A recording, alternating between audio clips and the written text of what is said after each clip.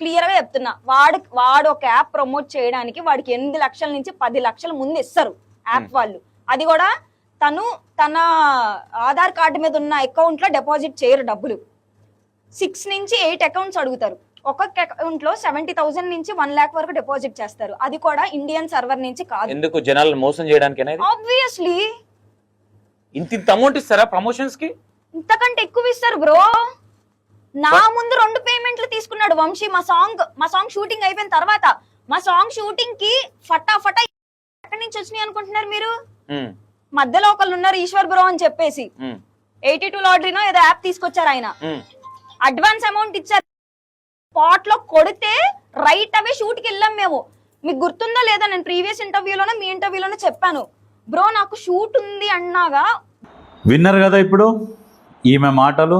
E96 టీవీకి interview ఇచ్చింది. ఈమె పేరు ఏం పేరు నాకు కరెక్ట్ ఐడియా లేదు. క్లియర్గా చెప్తున్నది బెట్టింగ్ యాప్ వాళ్ళు ఎట్లా డబ్బులు ఇస్తారు అనేది.